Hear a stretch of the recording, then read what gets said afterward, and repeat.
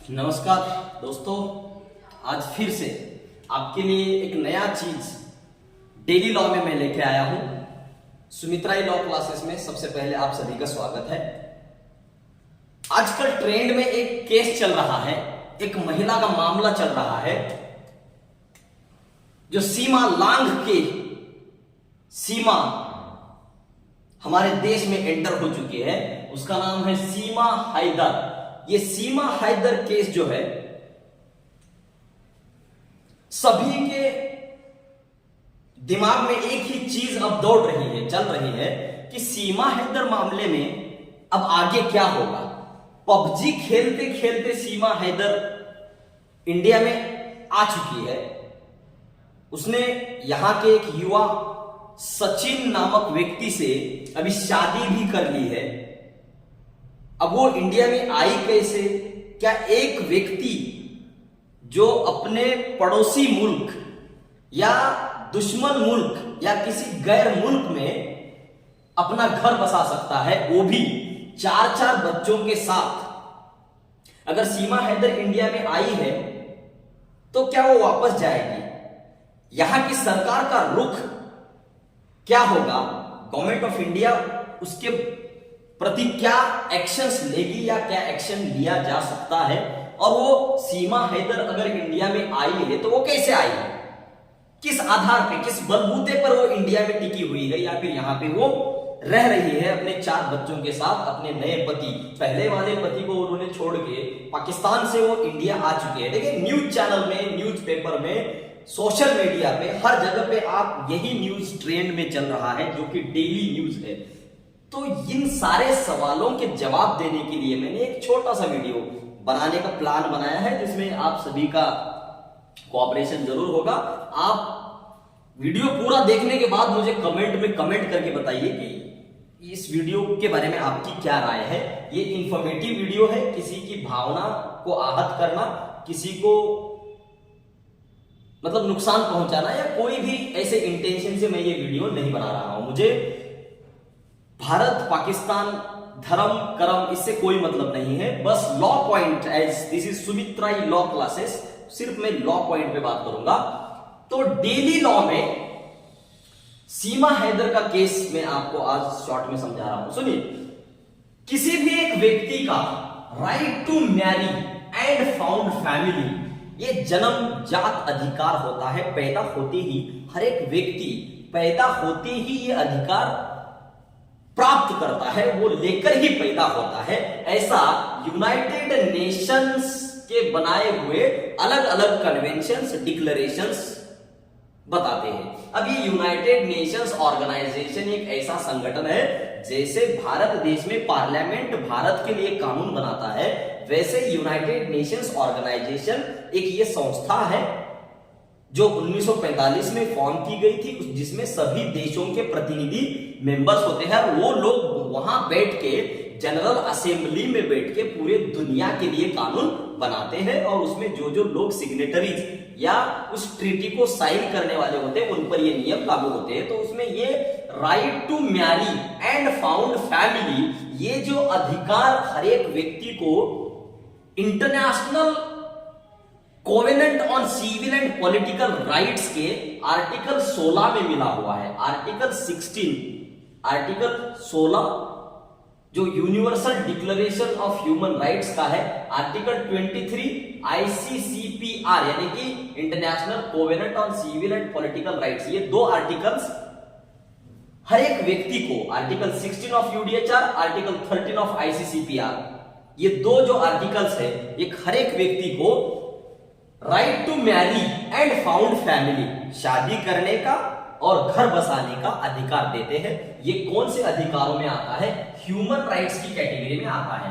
Human rights, अब ये human rights क्या है? ह्यूमन राइट्स जैसे सेक्शन 3 में, सॉरी सेक्शन 2 सबसेक्शन डी में, section 2 subsection D of protection of human rights act 1993 Bharat ने बनाया हुआ कानून है। ये कहता है कि right means rights relating to life, liberty, equality and all the rights provided by the international covenants and protected by law by and enforced by courts in India.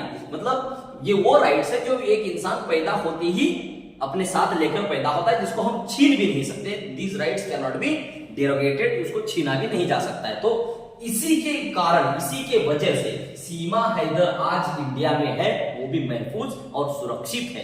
क्यों? क्योंकि universal declaration of human rights ये सभी को जीने का अधिकार देता है, चाहे किसी भी देश में जाके। हम जैसे कहते हैं कि वसुदैव कुटुंबकम, ये दुनिया ही मेरा घर है। जैसे तुकाराम महाराज ने कहा कि विश्वच माझे घर, और अनेकों संतों ने इंडिया के या फिलोसॉफिकल मैथोलॉजिकल स्क्रिप्चर्स में हम पढ़ते हैं कि विश्वच माझे घर है। ये वसुदैव कुटुंबकम का मतलब ये दुनिया, पूरी दुनिया एक घर है, एक संसार है, और ये सभी के लिए खुला है। तो हमारे लोग अमेरिका में जाके रह रहे हैं, ऑस्ट्रेलिया में जाके रह रहे हैं, कनाडा में जाके रह रहे हैं, कोई चाइना में जाए, कहीं पढ़ाई करने जा रहा है, तो वैसे ही अगर बहुत ही इंडियंस ने, ये कोई पहला मामला नहीं है, सीमा हैदर का केस कोई पहला केस नहीं है। इसके पहले कई महिलाएं इंडिया में आई, यहाँ पे घर बसाया, और यहाँ के कई लोगों ने दूसरे देश में जाके वहां शादी कर ली, वहां घर बसाया। तो फिर सीमा हैदर का ही मामला इतना जोर क्यों पकड़ रहा है, इस पे चर्चा क्यों हो रही है? ये कारण, इसके पीछे की जो वजह है वो है हमारे नेशनल सिक्योरिटी का मुद्दा। नेशनल सिक्योरिटी का मुद्दा क्यों आता है? नेशनल सिक्योरिटी, देखिए आर्टिकल 13 ऑफ आईसीसीपीआर जो नेशनल सिक्योरिटी को सब्जेक्ट मानते हुए, ध्यान में रखते हुए, क्योंकि वो पाकिस्तान यानी कि अपने पड़ोसी मुल्क जो जिनके साथ हम पहले से ही युद्ध लड़ चुके हैं, 2-3 युद्ध हो चुके हैं मेरी जानकारी के अनुसार, अगर मैं सही बता पा रहा हूं तो कारगिल को मिला के, तो उन लोगों के साथ हमारे ताल्लुक ठीक नहीं है। तो वहां के देश की कोई महिला, कोई व्यक्ति यहां अपने इंडिया में, वो भी इलीगल तरीके से माइग्रेंट होना, वहां से यहां आना हमारे देश के लिए खतरा साबित हो सकता है। इसलिए इस मुद्दे पर इतनी चर्चा हो रही है। पहले वो कहीं सऊदी अरेबिया गए, फिर सऊदी अरेबिया से कोई अरब कंट्री से फिर नेपाल आए, फिर नेपाल से गैर कानूनी तरीके से इंडिया में एंटर हुए। तो इसकी वजह से इस पर इतनी चर्चा हो रही है। अगर वाकई वो कोई एजेंट है, कोई जासूस है, तो फिर उसके ऊपर कार्रवाई की जाएगी। नेशनल सिक्योरिटी एक्ट भी है हमारे पास, रासू का नेशनल सिक्योरिटी एक्ट में उसके ऊपर केस चलाया जाएगा। या फिर और कोई अनलॉफुल एक्टिविटीज प्रिवेंशन एक्ट के अंदर एक्टिविटी कर रही है वो महिला, और उसके साथ मिला हुआ जो भी व्यक्ति, पुरुष, उसका पति सचिन नामक व्यक्ति, तो उन दोनों के ऊपर कार्रवाई की जाएगी। लेकिन अगर इनोसेंटली अगर कोई एक महिला वहां से यहां आके यहां घर बसाना चाहती है, यहां अपना जीवन साथी चुनना चाहती है, then right to marry and found family, इसके लिए एक अलग से कन्वेंशन, ये तो हो गए universal declaration of human rights, international covenant on civil and political rights के प्रोविजंस। इसके अलावा हमारा कॉन्स्टिट्यूशन भी हर एक व्यक्ति को, देखिए आर्टिकल 21 ऑफ इंडियन कॉन्स्टिट्यूशन वो भी ऐसे डिक्लेयर कर रहा है that no person shall be deprived, no person, यहां पर्सन का मतलब किसी भी देश का व्यक्ति हो, हमें किसी भी देश के व्यक्ति को भारत देश में, पर्सन मतलब वो पर्सन है, एक जिंदा व्यक्ति, वो किस देश से, हाँ इंडिया का है तो सिटीजन कहा होता, सिटीजन मतलब भारत का नागरिक होता है। No person shall be deprived of his right to life and personal liberty except according to procedure established by law, मतलब पर्सनल लिबर्टी नहीं छीनी जा सकती, उनके जीने का अधिकार यहाँ पे छीना नहीं जा सकता। हम सीमा हैदर को गोली नहीं मार सकते। क्यों नहीं मार सकते? क्योंकि पैदाइशी वो पैदा होते ही अपने साथ जीने का अधिकार लेके पैदा हुए हैं, ना ही उसके बच्चों को हम गोली मार सकते हैं, ना उनको खत्म कर सकते हैं। क्यों? क्योंकि हर एक व्यक्ति को जीने का अधिकार है, कोई भी उसकी जान नहीं ले सकता। हमारा कॉन्स्टिट्यूशन खुद आर्टिकल 21 में ये अधिकार प्रोवाइड कर रहा है। तो उस महिला का या इस पुरुष का right to marry and found family protect करने के लिए एक अलग से convention on the nationality, nationality, क्या अब उस सीमा हैदर को इंडियन सिटीजन कहा जाएगा या वो उसका अधिकार होगा कि इंडियन सिटीजन नेशनैलिटी क्या उसे मिल पाएगी? ये भी दूसरा सवाल है। अगर वो चाहती है ना, देखिए मैं जितने भी कन्वेंशंस बता रहा हूं ये सारे कन्वेंशंस है subject to the signature made by the Indian government, Indian सरकार ने, अगर भारत सरकार ने इन कन्वेंशंस को, देखिए हम as far as my knowledge UDHR को हम सिग्नेटरी है, आईसीसीपीआर को भी हम सिग्नेटरी है। अब ये कन्वेंशन है, ये सब्जेक्ट टू कन्वेंशन, जो those who are contracting parties, मतलब जिन्होंने साइन किया है, ये उन पर नियम लागू होता है। ये कौन सा कन्वेंशन है?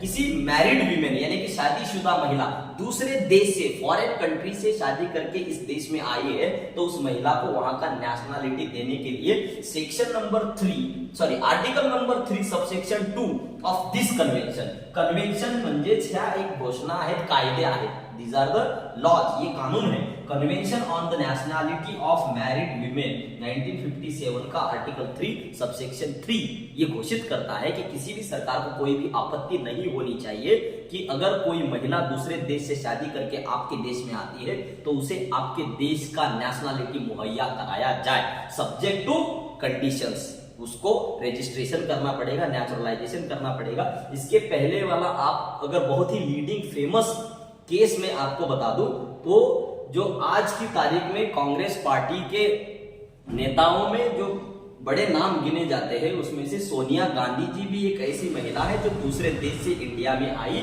यहाँ के व्यक्ति से उन्होंने शादी किया और फिर बाद में वो इंडियन सिटीजन बन गई। तो वैसे ही सीमा हैदर को भी यहाँ हमें नेशनलिटी प्रोवाइड करना पड़ेगा। इफ सी रजिस्टर्स, वो रजिस्ट्रेशन बाय रजिस्ट्रेशन वो रजिस्टर करती है और चाहती है कि यहाँ की सिटीजनशिप दी जाए, तो हम कंडीशन लगा के या फिर सारी नेशनल सिक्योरिटी को ध्यान में रखते हुए शायद ही हमारा सरकार उसको नेशनलिटी दे सकता है, रिफ्यूज भी कर सकता है।